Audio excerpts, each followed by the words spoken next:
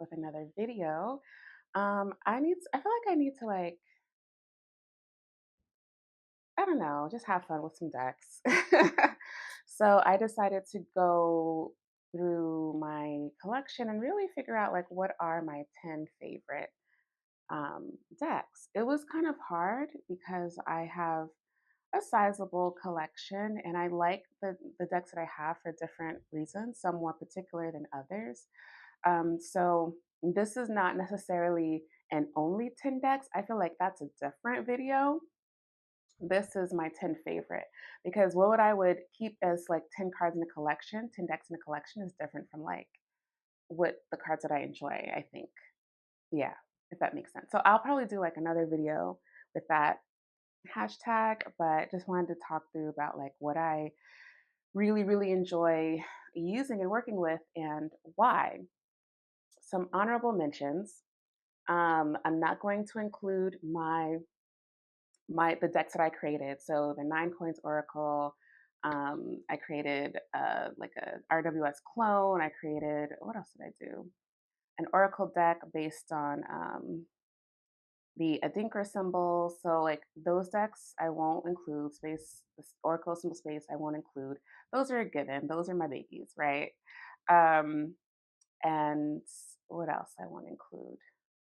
I think yeah, I think that's it. Yeah. So let me see. I don't know. Okay, I have them here, and so I guess I will start with like maybe I will rank them, and if I would rank them, I would start with this. This is the if I can get it open. This is the Rider Waite Smith Centennial. Um, when I first, so we've all been there, right? Where we've had the issue of, like not really liking the original coloration of the Rider Tarot deck. And so when I saw that this came out, I really was like, thank you. Thank you, because I wanted to use Pamela Smith, Pamela Coleman Smith's artwork. I just wanted a different color, a different tonality. And I just love that I'm able to use this traditional deck, that when I do use it for others, people recognize it. So it's fun for people who are for the queerants as well. But then also it's just so palatable for my eyes. That I really enjoy using it. And the cardstock is amazing. I wish that US Games would use this cardstock for like all of their most of their decks. It's really like it's flexible, but it's very sturdy. It's shuffleable. Like this is a type of cardstock that's gonna last you a long time. And so, yeah, I know that a lot of people, when they do their 10 favorites, they don't include, the Rider Waite Smith, but because it's like, for a lot of people, it's a given, but like, I actually really do like using this deck. So yeah, so number 10 is the Centennial edition of the Rider Waite or the Smith Waite Centennial. Yeah. Okay, number nine. Number nine is Archetypes by Kim Kranz, The Wild Unknown Archetypes. And I wasn't going to get this deck. I got it earlier this year. And I wasn't going to get it because I wasn't really drawn to like the Wild Unknown. So I kind of honestly I was a bit dismissive of Kim Kranz's art style. But I was really interested in the idea of like all of the archetypes that she included. I was watching videos about it and decided that it would be a really great addition to my collection. And so, so I went ahead and got it. And I realized that the art style, it's still very Kim Kranz, but It's also kind of like collage-y, which is really cool. And so, I love my collage style things. The archetypes are really organized, like the system is really organized and easy to follow. And the archetypes are very instinctual. So even though the guidebook is there, and the guidebook is really handy, and it really gives insights in a very particular way, I feel like I don't need to use the guidebook. And I think for me, that's important for oracle decks.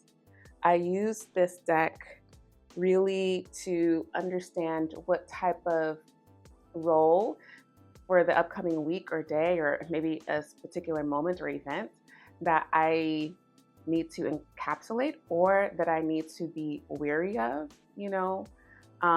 role as in which archetype, what type of energy. So let's say, let's see, it's a good one. Like if I pull, I don't know, it's hard to do like out of context, but yeah, I like the fact that all of these are archetypal. So you really get to like, really investigate these energies, and it's not all positive, right? There's dark and light aspects of each of these archetypes, which I really enjoy, because when it comes to oracle cards, sometimes that's more rare than not. It's not afraid to go dark, it's not afraid to go deep. This is my first round deck. And the cardstock is really good. I wasn't expecting this quality out of this deck. I really wasn't. It was a mass market deck, and I got it, particularly on sale, and I was not expecting it. So I was like, wow, I'm really glad that I took a risk or took a shot at it.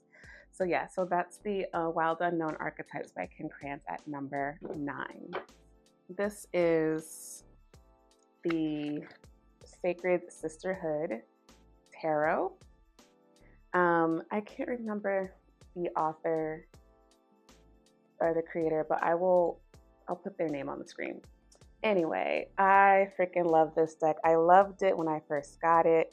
And these are one of the, like, for me, an exception to the rule, because I don't really go for decks that contain contemporary scenes. I mean, I do have light seers, but really I'm not drawn to like, hey, here's tarot in modern day. Like I'm not. And so what drew me to this deck was the colors, the warm kind of earthy tones of the deck, the comic book style, and the illustrations, or in my opinion, they're very like illustrations, like the illustration style that you could see in a comic. So I like the illustrations. I like the diversity, and I do read for mostly women. So this is a deck that I love to pull out in certain instances when I'm reading for women and femmes and people who identify as women. And it's easy to read, and I don't know, I just like it. I like the backs. I'm very, vain in a sense, or superficial in that I really have to love looking at a deck to use it, And for me, it's all about the colors.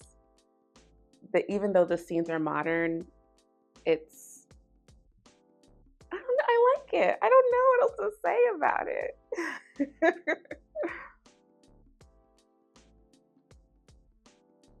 So this is the Sacred Sisterhood Tarot. At number 8. Wait. 1, 2. Yeah, 8. Number 7. I'll have to say that I had to acknowledge this because I was like, I don't know. I bought it. I didn't think I'd be as drawn to it as I am. Like, it did sit on the shelf for a while, but I would use it, take it out here and then, but I realized that I've been using it a lot more. Oh, sorry, this is the Antique Blacks Rootwork Tarot by Dogon Kriega. But I realized that I've been using this a lot more, especially in regards to ancestral communication. It's a very simply styled collage deck. Very simple, lots of white space, so it's not overwhelming to read. However, the images are, in some instances, particularly intense.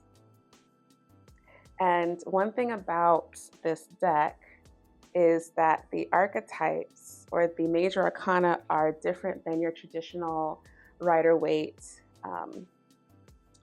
major arcana. It's meant to follow, and I have a video on this, but it's meant to follow the journey of a root worker. And so the Fool is the root worker, and then there's archetypes that exist within the world of African American root working and hoodoo and folklore. So, which I really enjoy. I am African American, and so the images really speak to me. The court cards, you have like a little chap, little chap, cousin, grandmother, grandfather, and I find that really cool to work with. The readings do end up being different than you would read with a typical Smith-Waite deck or clone. But I think that's kind of, when it comes to my communicating with my ancestors, I think that's what I prefer. And I think, honestly, they may prefer as well.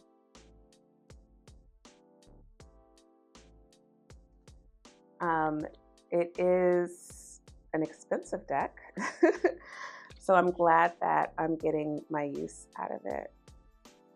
So here, this is card number 21, which would usually be the world. And so you have here the ancestors. And I just think that's such a beautiful ending to the journey of the root worker in this deck's major arcana.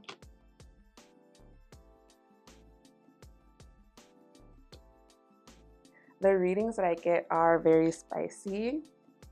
It's very like, the tone of it is like a no nonsense kind of thing, which is what I think my ancestors, they're very no nonsense, pretty much.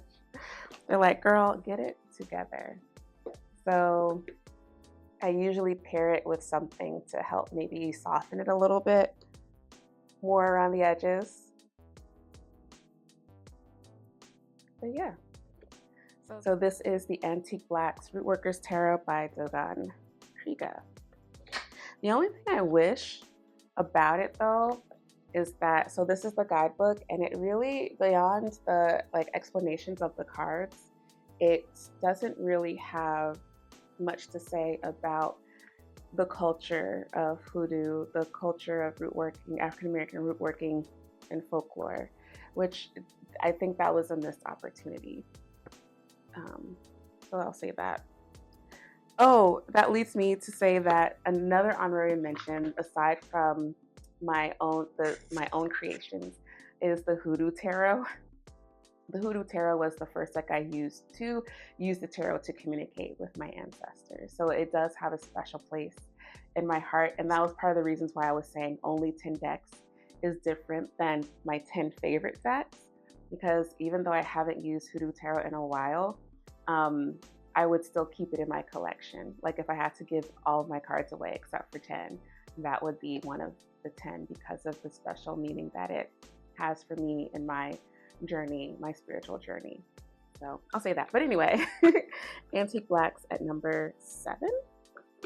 10, 9, 8, 7. Yes, number 6. This is the Tantric Teini Oracle.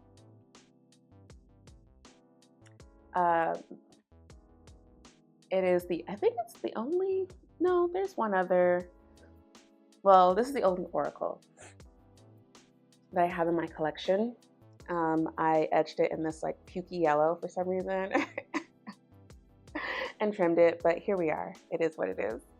I liked it because it eased my way into working with oracle decks.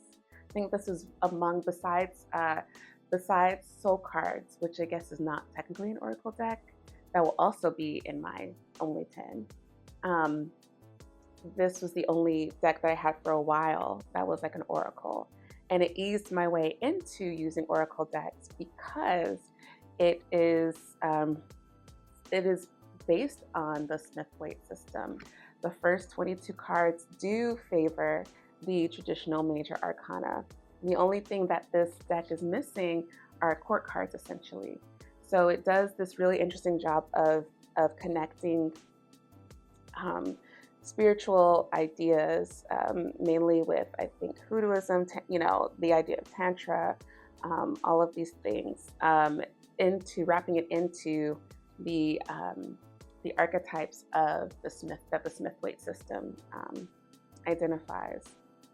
So it's really cool to read, and it's also enjoyable to read. Like the keywords, totally bananas.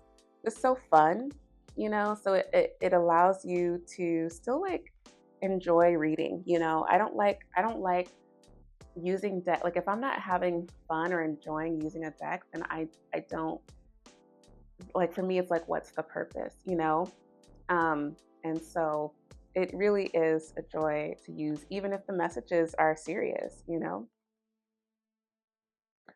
And the fact that this was created in the, when was this made?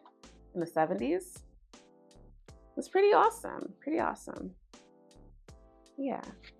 So this is the Tantric Teini Oracle at number 6.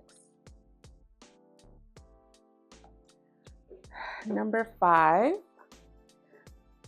I would say just playing cards. And here I have the Republic, I think it's what it's called, the Republic playing cards by Usi.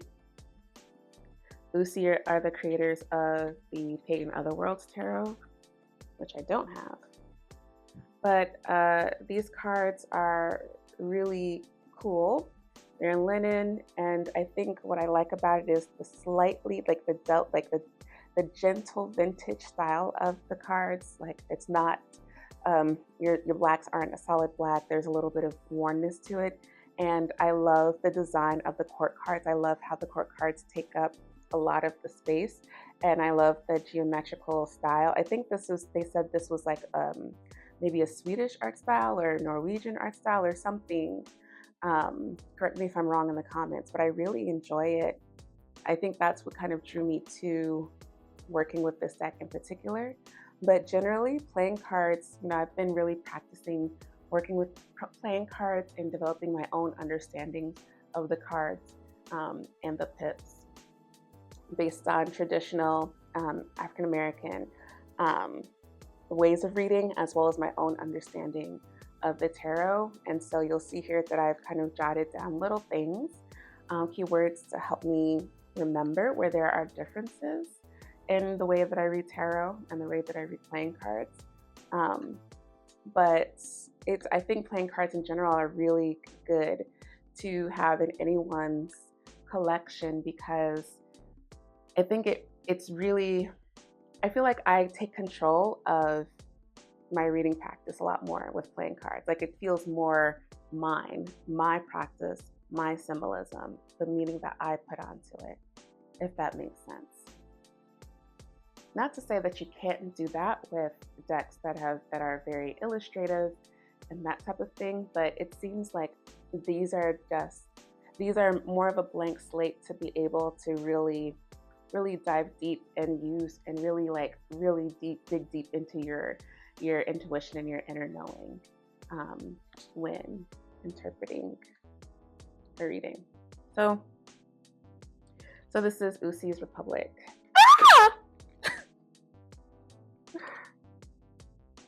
So this is Usi's Republic playing card. They just fell out of my hands. And so that was number 5. Number 4.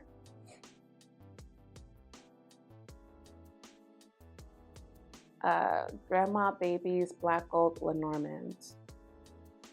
I don't use this deck often because I actually dedicated this deck to use specifically with my grandmother, who passed recently last December. And so I was waiting to use it to communicate with her. I was waiting because her death was so recent that I just wanted to give myself time, to give her time to cross over, and whatever happens in the afterlife, I don't know, for that to happen before I start using these particularly to reach out to her. But this is a beautiful, it's a Lenormand, but I treat it like an oracle because the meanings that the author Tia from Grandma Baby's Apothecary, the meanings are so skewed towards us African American culture and spiritual understandings, that it doesn't necessarily feel good to read it as a typical Lenormand. This is a deck that I use with the guidebook quite often because Tia writes, it's brief. Like, the guidebook is small, the words are brief, but what's in here is just really good insight on the cards. And so I do refer to the guidebook sometimes when dealing with this deck.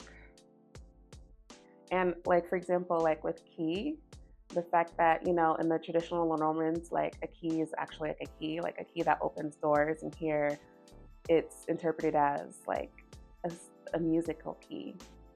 But you can also metaphorically see that as a way opener as well. You know, like, it's just really, really great way to, or really great, I guess, perspective on the Lenormands.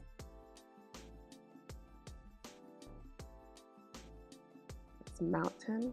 So this is a bale of cotton. That's the mountain.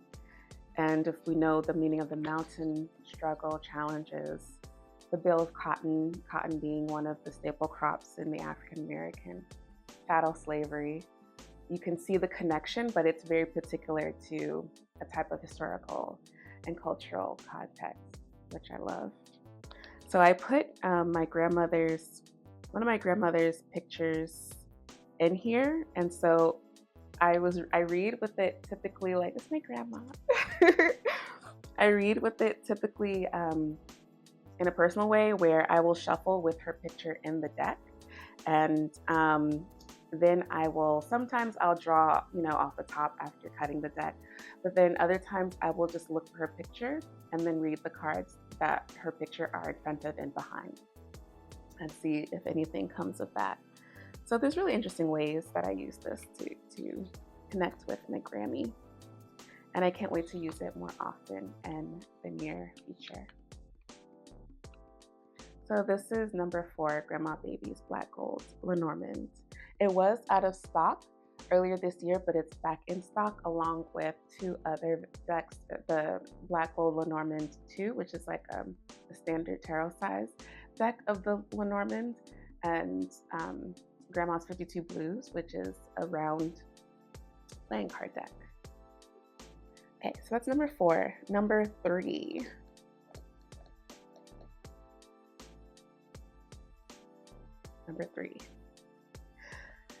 So I fell in love with the Aquarian Tarot early on in my tarot journey. This vintage copy is not perfect by any means. It's worn. There's some tea stains on it. I got it for like $27 off eBay, and I freaking love this thing. I love the backs. I do not prefer bordered backs for the Aquarian Tarot, and I love how like aged, like how it's not stark white. And a lot of people, they can't stand the faces on the Aquarian. They say that they're stoic, they're blank, there's no emotion. But for me, I actually like that that's exactly what I like about the faces, how they're so delicate. Because for me, in reading, they can be replaced by the subject of the reading or whoever you're talking about in the reading. It's like almost like they are costumes for a character within a reading to put on in order to make meaning out of one's interactions in the world. So I really like, and it's also gives like really calm vibes for me. This is a type of deck that is a solid reader. I do read for it with others and myself, and I feel very confident using this deck, and I feel very grounded when using this deck. And I think that's because of the energy that the illustrations provide. There's not a lot of emotional upheaval with this deck. It really does a great job for me, in my opinion, of balancing those shadow and light energies. It's very neutral. And I think that's actually very valuable in a tarot deck when you're doing tarot readings, especially for others. You want to be able to offer a balanced perspective on their query. And I think the Aquarian Tarot does a good job with that. So it's a keeper for sure. It's in the top 3 of my favorites, and it's definitely going to be in the only 10 decks if I had to keep only 10. So yeah, Aquarian Tarot, David Palladini, number 3. Number 2. Okay, this is it's almost like a tie, but I'll just say so. This is the Comedic Tarot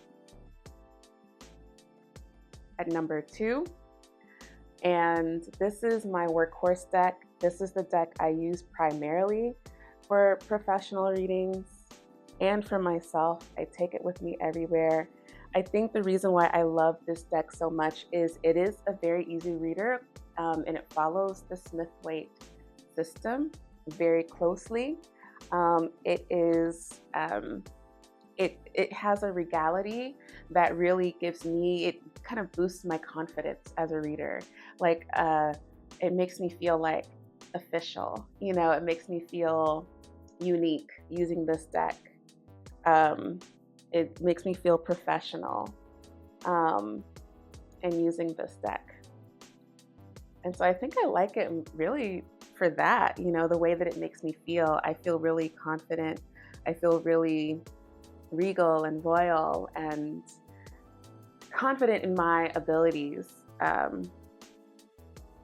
when using this deck. And I think it's really fun to use this for folks who have not come across this deck before. It's a really nice conversation piece when reading for others as well. And also too, I like learning about it, the Egyptian pantheon as well, and the Egyptian spirituality, the stories. And so I love the color. I think it's a really dynamic deck and very detailed. This is a beautiful card. It's a star card. This is Newt. It's a good deck. I was smelling it because I usually put oils. I use oils as cleansers. And I was like, did I oil this in a while? So yeah, so that's the Comedic Tarot. I will put the name of the creator on the screen. His name escapes me. This was also a pricey deck. It's definitely an investment, but I feel like I use it just as I use the Antique Black Tarot. I'm getting the value out of it by how often I use it. So number 1, and again, number 1 and number 2 are like so close, but I guess I'll just say that Serpent Fire Tarot is also a favorite of mine. I know that for a lot of people, I don't know, because I haven't really seen it on social media yet, recently. And I don't know.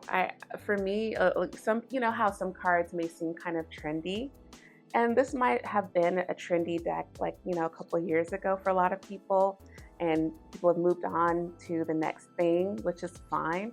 But for me, I've always, like, this was uh, a deck that I would always use. Like, when I first got it, it is so magical. It is so ethereal. I love, like, the vintage um, collage design, the retro feel, the visualizations of different ideas. So you have death here and this portal. Um, I love, like, the slight pop culture references, Queen of Cups, Frida, um, like, it's just beautiful, beautiful. It's abstract enough. It doesn't go too far out the way, but it goes just far enough for you to be intrigued and for you to dive deeper into the meanings of the card. So for example, Seven of Pentacles is one of my favorite cards in the deck because for me, it seems as if you are the seed that's being planted, right? So this is you as a seed falling into your spiritual soil. And so it's your growth that you have to remain patient for. And so if you read it that way, like, I just find it so meaningful and so beautiful.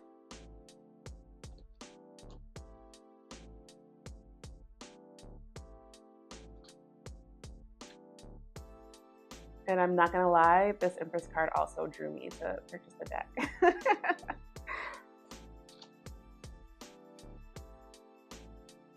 Just really beautiful depictions, Queen of Wands. It really encapsulates the energy of the meaning of the cards. Really great. So yeah, so this is Serpent Fire Tarot. This is the 7th and final edition, I guess. As a collector, I low-key am on the hunt for the previous editions with the crazy borders, because that's just who I am. Gotta catch them all. All right, so that was, I guess, yeah, those were my 10 favorites so far. And you know what? I've received quite a few decks in recently that I feel like over the course of the next year, like, my 10 favorites is probably going to shift a little. There's already decks that even though they've just come into my collection, that I'm already sensing are definite mainstays in my collection right now. So we'll see if that lasts. We'll see if my list changes maybe in the next few months to a year. But for now, these are it. And this exercise was good to do because it was helpful and almost like pulling back the reins on my deck collecting, because it allowed me to be like, Tashawn, you have so many beautiful options here. And so it allows me to just kind of like calm down and like really enjoy the decks that I have, or really look through them and really identify what draws me to them. And so with that, when I see other decks online or in a store, it that added perspective makes me think a little bit more intently on what decks I want added to my collection based on what I've identified as the things that I like the most about tarot decks and tarot deck styles.